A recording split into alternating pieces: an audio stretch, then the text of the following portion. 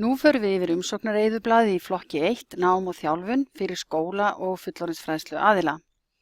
Það er mjög mikilvægt að vista eyðublaðið á tölvunni áður en þið byrjað að vinna í því og gott að skýra skjalið nafni sem þið munið. Og við ráðleggjum ykkur að senda ekki umsókn á milli manna því þá geta gögn glatast og einnig er æskilegt að skrifa lengri texta í Word og setja hann svo inn í umsókn svo þið eigið hann ef að tæknin er eitthvað að stríða ykkur. Og munið líka að vista umsóknina reglulega þegar þið eruð að vinna í henni. En hérna neðst á hverri síðu er þessi valtakki að validera eða staðfesta og þið klikkið á hann þegar þið eru búið með hverja síðu. Ef eitthvað er ekki rétt útfyllt þá hoppið þið aftur í þann reit sem að vantar svar við. Þannig að á hverri síðu eftir hverja síðu skuluð þið validera. Þið þurfið að fylla í þá reiti sem eru auðkenndir með rauðu römmunum og hér fremst þá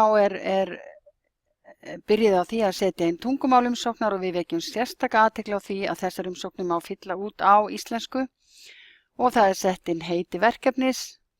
Síðan þetta er fast hér að verkefni hefjast eftir 1. júní 2016 og þið getið valið lengd verkefnis frá því að vera 1 ár eða 12 mánuðir og síðan getið þið valið alveg upp í 24 mánuði og við veljum hér til dæmis bara 18 og þá er það svo að verkefni myndi enda 30. nóvember 2017.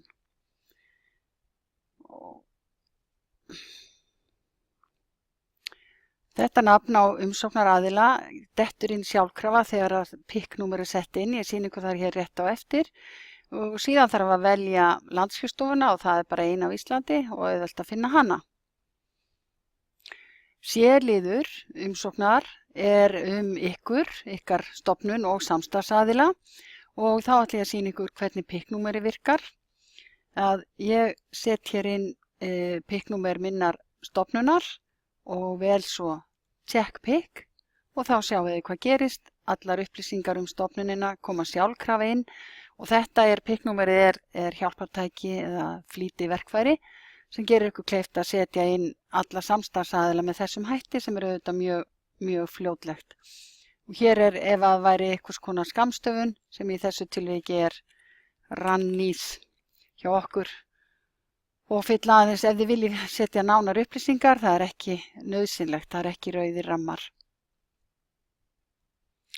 Þá hér verið að spyrja gerð stofnunar eða hvers eðli stofnunin ykkar og þið myndu fara hér í fellilistan og finna til að mynda grunnskóla og þarna líka hægt að velja fullorðinsfræðslu og fleira. Og hér spurt heildarfjölda starfsmanna. Það til þess að hægt sé að meta í umsókn hversu margir munu njóta námsferða, hversu stórt hlutfall af starfsfólki og hér einnig spurt heildarfjölda nemenda við stofnunina. Í næsti liður sem heitir konsortium og það þýðir samstarfsnet og þetta möguleiki fyrir til að mynda sveitafélög eða skólaskrifstofur sem geta þá sótt fyrir alla skóla á sínu svæði eða ein landsamtök gætu hugsanlega sótt fyrir margar símenntunarmiðstöðvar og svo framvegis og þá hér bara spurt verið að sækja fyrir samstarfsnet og það bara fellilisti annaðhvort já eða nei. Við segjum nei hér af því að við erum að fara yfir venjulega umsókn eins og maður segja. Síðan spurt reynslu stofnunarinnar og byrja á því að þið að lýsa ykkar stofnun stuttlega og þá helst hvað skiptir máli fyrir viðkomandi umsókn. Til dæmis fjölbreytileg samsetning nemenda, stærð skólans, staðsetning og svo framvegis ef það varðar umsóknina. Og hér spurt hvað hefur skólinn ykkar gert til að vinna með þema umsóknarinnar. Sumir skólar kannski, segjum heilsu, leikskóli gæti verið og lýsa þá hvað hefur verið gert eða umhverfismál eða annað slíkt fer eftir því hvaða stefnu hver stofnun hefur og það getur jafnvel verið að ræða fleiri en eitt þemu. Síðan hér er þið beðin að lýsa bakgrunni og þörfum þáttakenda í verkefninu, hvaða færni og sérkunnáttu munu þeir koma með sem að gerir verkefnið betra og síðan að leggja áherslu á verkefnisstjóra verkefnis og svona fagstjóra sem bera faglega ábyrgð ef því að skipta og láti vita ef ykkar stofnun hefur skilgreinda alþjóðastarfsemi og jafnvel alþjóðafulltrúa. Hér er beðið löggiltan fulltrúa stofnunarinnar og þá er átt við þann sem hefur umboð til að skuldbinda stofnunina fjárhagslega, sá sem með prókúru. Hér, það þarf ekki að setja neitt titil hér, þetta átt við svona herra og frú eða eitthvað, hér spurt kyn á fellilista, hægt að velja kona, karl eða óskilgreint og síðan fyllið út í þetta eins og beðið síðan er beðið tengilið og það oftast nær verkefnisstjórinn sjálfur og mikilvægt að fylla þetta út. Þetta sá aðili sem við höfum helst samstarf við og það geta verið 2 sem ætla að vera tengiliði verkefnis eða jafnvel fleiri, ég vildi nú ekki, oftast nær 1, gætu verið 2 að bæta það hér þá hægt að bæta við öðrum tengilið. Hér á að setja inn samstarfsaðila þegar það á við og þá sláið þið inn pikknúmer samstarfsaðilans og upplýsingar hann, detta hér inn sjálfkrafa eins og ég sýndi ykkur áðan og síðan svariði hvers eðlis sú stofnun og veljið úr fellilistanum eins og áðan, heildarfjöldi starfsfólks og nemenda og síðan er spurt reynslu. Hér er beðið stutta lýsingu á samstarfsaðila og byrjaði á að lýsa honum stuttlega, hvaða reynslega þekkingu býr viðkomandi samstarfsaðili yfir sem skiptir máli fyrir umsókn og síðan að lýsa stuttlega því lykil starfsfólki sem kemur að framkvæmd verkefnis og hvaða þekkingu eða reynslu það býr yfir. Síðan er hér eins og áðan, það er löggiltur fulltrúi, sá sem skuldbindur viðkomandi stofnun, hann er hér skráður, hann eða hún og síðan tengiliður eins og áðan, tengiliður skráður hérna. Og hér er hægt að bæta við fleiri partnerum og það er jafnvel hægt að eyða partner eða samstarfsaðila ef einhver mistök hafi verið gerð. Þannig að þessir valhnappar gera það kleift. D-liður er mjög mikilvægur, European Development Plan. Þarna er átt við stefnu skólastofnunar varðandi Evrópusamstarf. Og þá er spurt lykilspurninga, hvað er það sem stofnunin ykkar vill sækja sér með Evrópusamstarfi? Hverjar eru þarfir skólans með tilliti til gæðaþróunar og alþjóðavæðingar og það er ætlast til þess að þær stofnanir sem sækjum styrk hafi samið þessi stefnu miðið að sett þau á blað og í raun og veru er það sá óskalisti sem þið hafið. Ef að þið væru til að mynda skóli með umhverfismál á ykkar stefnuskrá þá myndu þið lýsa því og hvað það væri sem þið þyrftu að sækja til Evrópu eða jafnvel heilsuleikskóli og annað slíkt að lista upp í ykkar stefnumiði fyrir ykkar stofnun hvað það er sem þið viljið sækja og síðan nýtið þið það þegar þið eru að skrifa umsókn og vísið til þessara stefnu að umsóknin er ætlað að færa ykkur nær þeim markmiðum sem þar er lýst. Og hvað þurfið að efla? Til dæmis stjórnunarhæfni, færni starfsmanna eða kennara ætlið að þróa nýjar kennsluaðferðir sem þið þurfið þá að sækja jafnvel til útlanda, efla tungumálafærni, skrifa námskrár, skipuleggja nám á nýjan máta og bara hvernig það nýtist á ykkar stofnun betur að sinna þessu í Evrópusamstarfi heldur en á Íslandi. Og hvernig mun skólinn samþætta þá færni og reynslu sem starfsmenn öðlast í verkefninu við stefnumótun skólans í framtíðinni og hvernig ætlar skólinn eða stofnunin að framkvæma verkefnið, til dæmis hvaða þætti ætlið að nýta ykkur, ætlið að gera þetta með gestakennslu, teaching assignment, með námskeiði, structured course eða starfsþjálfun, job shadowing og hvernig munu þessar aðferðir leiða til þess að ykkar markmið náist. Hér er liður sem á einungis við leik, grunn og framhaldsskóla að það er hér að tilgreina hvort að skólinn ætla að nýta ítvinning sem er rafrænt skólastarf við framkvæmd verkefnisins.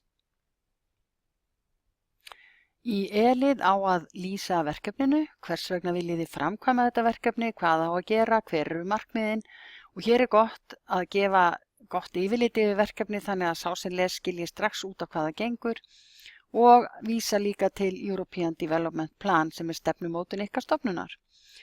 Og hvernig völdu þið samstarfsaðila, hvaða reynslu eða færni búa þeir yfir sem gagnast verkefninu og lýsa líka hvernig verkefni kemur samstarfsaðilum ykkar til góða. Og svo er það hvað eru mikilvægustu eða helstu viðfangsefnin sem að þið eruð sem verkefni snýr að og þar er fellilisti og ég hef hér valið bara grunnfærni sem innifelur líka stærðfræði og lestur. En það er óskaplega margt sem að hægt er að velja þarna.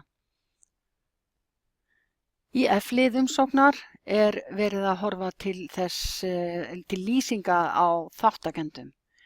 Hver, til dæmis hvaða kennari eða starfsfólk eru best til þess fallin að nýta þjálfunina eða námið erlendis og ef margir koma til greina hvernig ætlar skólinn þá að velja úr, hafa til dæmis umsóknarferli, lýsa þeim verkferlum og þá er rétt að minna á að á umsóknarstígi þarf ekki að liggja fyrir hvaða persónur eru að fara, heldur miklu frekar hvaða svona gerð af starfsfólki, til að mynda sérkennari ætlar að fara á námskeið sem snýr að börnum með sérþarfir og tungumálakennari þarf að sækja sér þekkingu í að kenna innflytjenda börnum og svo framvegis eftir því bara hvers eðlis umsókn er hverju sinni.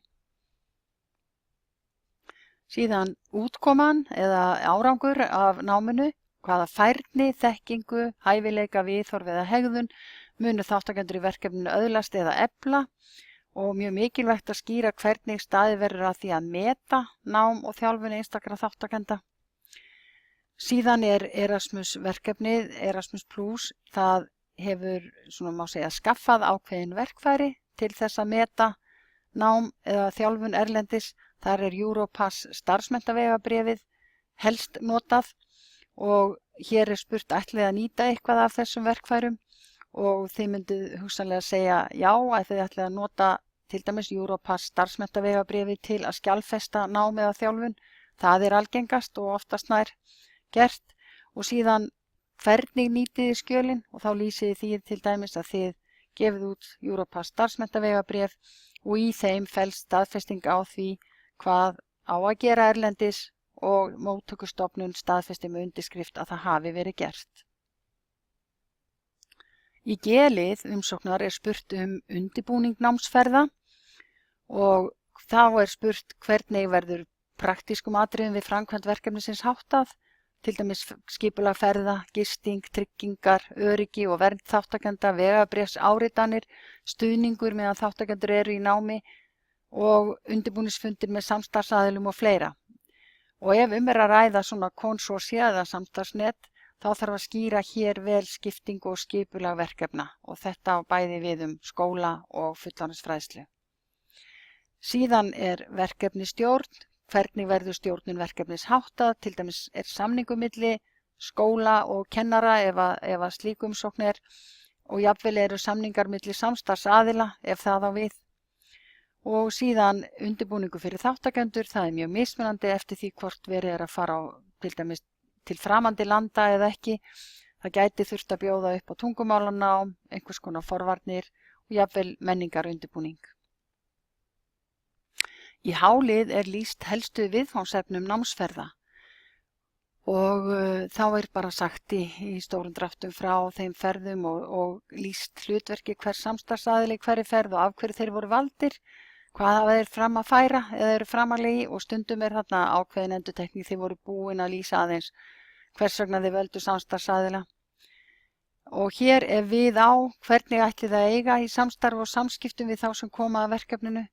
Þið getur lýst í stundum stofna fólk einhvern hóp á netinu eða jafnvel Facebook eða lætur tölvupóst duga. Hvernig verður svona eftirfylgni með þeim sem fara á meðan á ferðinni stendur? Er einhver aðstoð við þeirra þáttöku, til dæmis erlendis og hvernig er svona þeim verður hugsanlega hvort þeir fái handleiðslu þar. Og síðan ef er að ræða að fatlaðir fái fylgdarmenn þá þarf hér að útskýra hvers vegna var þörf fyrir þá. Og hér er tafla sem útlistar nákvæmlega hvernig námsferðum verður háttað.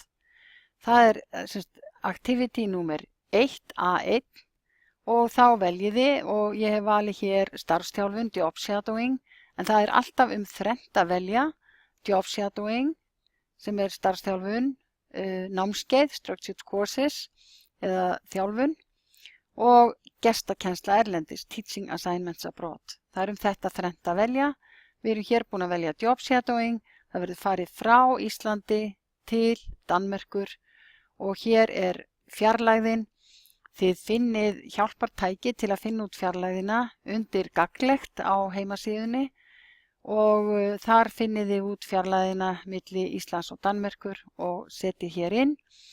Hér á að vera, hvað á að vera lengi í job shadowing, þetta er stutt, það eru bara 5 dagar að frátöldum ferðardögum. Af því hér er bara að fara til Danmerkur, þá er bara gert ráð fyrir einum ferðardegi af því það er hægt að fara heim á hálfum degi eða út á hálfum degi mögulega.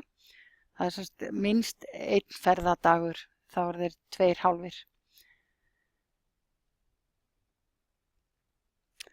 Hér er fjöldi þáttakenda 3 og enginn með sérþarfir eða fatlaður og af þessum 3 er 1 sem er ekki kennari. Þetta er bara svona dæmi til að sýna ykkur. Hér kemur annað activity og það er þá A2, activity númer 2 og þar er búið að velja að það sé að ræða námskeið eða þjálfun og þá er farið frá Íslandi til Bretlands, þetta er bara dæmi og fjarlægðin er á sama bili og hér er 5 daga námskeið og þar að veru 2 ferðadagar í þessu tilviki, samtals þá 7 dagar, fjöldi þáttakenda 1 og enginn með sérþarfir í þessu tilviki og síðan er hægt að bæta hér við og velja fleiri ferðir og eftir því sem stofnunin er stærri þá verða ferðirna fleiri og að gera mun eftir því að þetta getur náð til allra starfsmannastofnunar. Jafnvel starfsmaður í mötuneyti gæti hugsanlega farið í svona námsferð til að kynna sér heilsufæði eða heilsumatstela og matreiðslu, góða nýtingu matar og annað slíkt. Það eru mikli möguleikar fyrir alla. Og hér bara summerast þetta eða hér er bara samtala fyrir það sem þið hafið sett inn og þið verðið að athuga það að í þessari töflu eru forsendur fyrir fjárhagsútreikningum. Þannig að ef að ykkur sýnist fjárhagsútreikningar eitthvað rangir aftar í umsókninni, þá er yfirleitt að það þarf að leiðrétta það hér, að þið hefur gert einhverja ásláttavillu eða eitthvað vantar hér. Þetta eru forsendurnar fyrir útreikningunum. Y-liður umsóknarinnar á að lýsa því sem gerist eftir að búið er að fara í námsferðir eða þjálfun. Og hér er einmitt spurt eru áhrif mikil eða lítil og á hverja helst? Hver verða áhrif verkefnisins á þáttakendur, á skólan eða stofnunina eða alla markhópa sem að nefndir eru í umsókn? Hugsanlega á stofnunina, kennarasamfélagið, nemendur og mikilvægt að tengja það sem sagt var áður og vera samkvæmur því sem að sagt er annar staðar í umsókn. Og hér er dreifing niðurstaðna. Hvað ætlið að gera til að miðla niðurstöðum verkefnisins til annar aðila en þeirra sem taka þátt? Á að birta grein í fagtímariti eða á að halda starfsmannafund þar sem að helstu niðurstöður eru kynntar, jafnvel námskeið og hverjir eru markhópar ykkar miðlunar í því og svo að lokum hvað ætlið að gera til að meta hvort og hversu vel verkefni hefur náð markmiðum sínum og niðurstöðum. Það er mjög mikilvægt að þetta sé mælanlegt. Þarna mætti til dæmis lýsa því að allir sem fari í ferðir þeir skili einhvers konar stuttri skýrslu eða séu spurðir hvort þeir telji árangurinn hafa verið nýtilegan eða þetta hafa verið gagnlegt. Og J-liður er fjárhagsliðurinn og hér birtast í töflu upplýsingarnar sem þið settuð inn áðan þegar þið voruð að lista upp námsferðir eða activities, activity 1 og 2. Þetta birtist hér og þá jafnframt það sem svo upphæð sem að úthlutuð er fyrir hvern lið. Hér sjáum við að ferðastyrkur er 360 evrur á hvern þáttakanda og þeir eru 3 og þá reiknast þetta sjálfkrafa og sama hér með námskeið, þar var 1 Heildarupphæðin kemur hér og svo uppihald, individual support, og þar fer það eftir dvalarlengd og mismunandi há upphæð eftir því í hvaða landi dvalið. Það mjög mismunandi dýrt að dvelja í löndum og það eru sérstakar töflureiknar sem sýna það, en hér kemur þetta sjálfkrafa inn í budgetliðin. Síðan organizational support sem kallaður umsýslustyrkur og þar þessi upphæð því að upphæð samtalan. Fyrir umsýslugjaldið umsýslustyrkurinn 350 evrur á þáttakanda og við vorum með 4 í þessu reiknistæmi okkar hérna. Síðan hér liður sem heitir course fees eða námskeiðsgjöld og þó að þið þurfið ekki að vita nákvæmlega hvað þið að fara að gera þá mjög æskilegt ef þið ætlið á námskeið að þið sækið námskeiðsgjöld. Það hægt að sækja frá 1 degi og í alltaf 10 daga, 70 evrur á dag. En ef þið sækið ekki þetta þá ekki hægt að óska eftir þeim styrk eftir á. Þannig að bendum ykkur bara sérstaklega á að athuga það. Og síðan vegna þeirra sem eru með sérþarfir að setja bara inn í hvaða lið það og hvað óskað eftir, hvers vegna óskað eftir styrk vegna sérþarfa. Exceptional costs sértæku kostnaður og það eingöngu ef að ræða að umsækjandi sé á landsvæði sem afskekt, sem getur fallið undir exceptional costs. Þá hægt að fá allt að 80% af raunkostnaði vegna ferða greiddan, en Landskjörstofan vill fá að vita og að þið hafið samband við okkur ef að þið hyggist nýta þennan möguleika, því að við þurfum að aðstoða við það og fylgjast með því. Þá förum við nú að ljúka þessu eiginlega, því hér í kálið samantekt á verkefninu og þá takið þið saman það helsta sem þið hafið þegar sagt, setið inn greinagóða lýsing á verkefninu, hugsanlega ef það 2 ára þá fyrir allan tíman, hvað það, hverjir taka þátt, helstu markmið og hver var þörfin og hvert á að fara og hvenær. Það mjög mikilvægt að gefa góða yfirsýn yfir verkefni í þessum kafla, því að sérfræðingar lesa þetta yfirleitt fyrst til þess að fá svona góða tilfinningu fyrir því hvað verkefnið En þó hafið einungis 200 orð hér. Og hér fyrir neðan þá þýðið þið þennan kafla á ensku. Og hér í þessum lið þá birtist listi yfir samstarfsaðila. Ég var einungis búin að slá inn umsækjanda, eða svona dæmi umsækjanda sem var Rannís. Þannig að ef að þið hafið slegið inn samstarfsaðila þá birtast þeir allir hér. Og hér birtist samantekt á fjárhagsliðnum og þetta sjálfkrafa samantekt af þeim upplýsingum sem þið settuð inn hvert activity. Þetta afskaplega einfalt hér af því að ég með fáar ferðir, námsferðir eða þjálfun í þessu sýnishorni. Þetta getur orðið töluvert stærri tafla og ef að það eitthvað sem ykkur sýnist vera rangt, þá orsakan að leita í yfirliti ykkar sjálfra þau activity sem þið ætlið að framkvæma. Og hér heildarstyrkur uppreiknaður. Þá þið búin að fylla út umsókn og liðurinn gátlisti. Það eru minnisatriði fyrir ykkur og þið hakið við og sjáið hvort að þið hafið ekki gert allt sem gera þarf. Nú, M-liður bara svona data protection eða af því að umsóknir eru rafrænar og aðeins bara lagaleg skilyrði sem að sett eru varðandi þessar rafrænu eða afgreiðslu þessara rafrænu umsókna hjá Evrópusambandinu.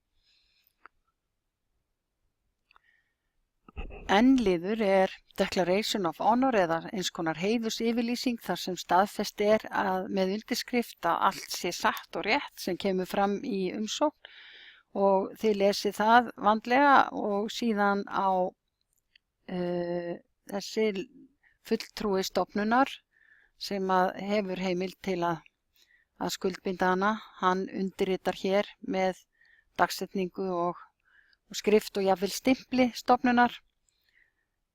Síðan prentiði hana út, skannið og látið hana fylgja sem viðhengi með rafrænu umsókninni. O-liður er ætlaður fyrir fylgiskjöl eða viðhengi og hér getið þið látið fylgja einhver fylgiskjöl sem þið teljið þörf á en þó ekki nein sérstaklega stór, og rétt að nefna það að ef þið eruð að skrifa fyrir samstarfsnet eða konsortía, til dæmis sveitarstjórn fyrir hönd nokkurra skóla, þá þarf hér að fylgja umboð frá viðkomandi skólastofnunum, svokallað mandate, en annars er ekki þörf á slíku. Þá er bara komið að því að senda inn umsóknina og þá þurfum að passa að vera búin að validera allt, og ég minni á að ef að þið hafið ekki fyllt eitthvað út þá hrekkur umsóknin á þann lið og þið þurfið að bæta úr því. Og hér eru leiðbeiningar á ensku það hvað þarf að gera til að senda umsóknina. Síðan veljið þegar þið eru sannfærð að hún sé í lagi og allt sé útfyllt, þá veljið hérna að senda rafrænt, submit online, og þið munuð fá þá staðfestingu þegar þið eru búin að senda, staðfestingu á að hún hafi verið send og þið þurfum að geyma þá staðfestingu. Síðan veljið hér að prenta umsóknina út og þið geymið hana þannig.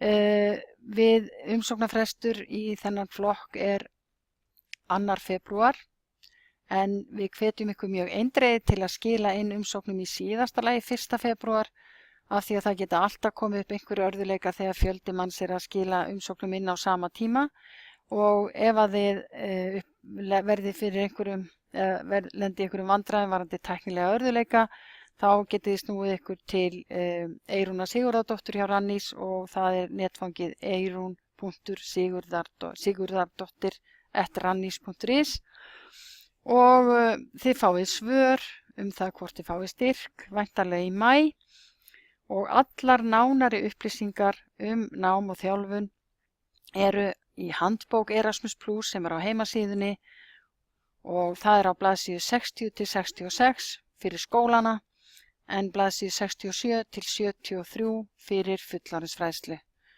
Gangi ykkur vel!